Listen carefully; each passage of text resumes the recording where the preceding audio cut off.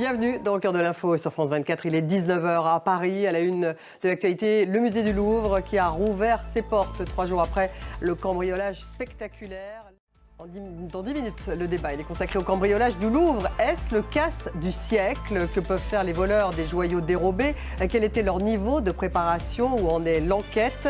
Le système de sécurité du Louvre a-t-il été défaillant? Ça sera donc dans une dizaine de minutes avec nos invités.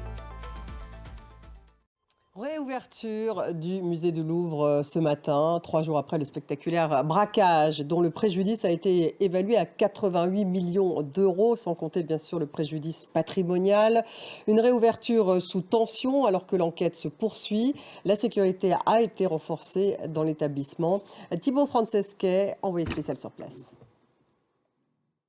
Volodymyr Zelensky et le Premier ministre suédois ont signé une lettre d'intention avec l'objectif de l'achat par l'Ukraine de 100 à 150 avions de chasse Gripen du dernier modèle.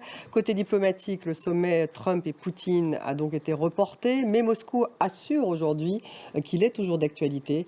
Nicolas Chamontin. Et on retrouve tout de suite Pierre Benazet à Bruxelles. Pierre, les Européens donc marquent-ils leur soutien à Zelensky? On attend d'ailleurs ce sommet demain. Merci Pierre. Pierre Benazet en direct de Bruxelles. Avec ce prix Sakharov, le prix Sakharov pour la liberté de penser qui a été attribué à 2 journalistes. Direction le Japon, les défis qui attendent la nouvelle première femme de l'histoire du pays à le diriger. Sanae Takeshi sont nombreux, entre les tensions avec la Chine et la Corée du Sud, mais aussi le défi économique. Tour d'horizon justement de ce qu'il attend avec Léo Péchard. Des guitares légendaires, des lunettes emblématiques, des paroles manuscrites de certains des plus grands noms de la musique qui vont être mis aux enchères jeudi et vendredi à Londres. C'est l'une des plus grandes ventes aux enchères musicales jamais organisées au Royaume-Uni.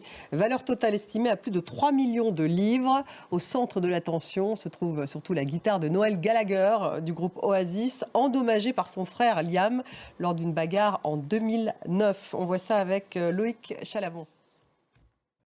Nous avons suivi tout de suite le débat. Il est consacré au casse du Louvre. Est-ce le casse du siècle? Que peuvent faire les voleurs des joyaux dérobés? Quel était leur niveau de préparation? Où en est l'enquête?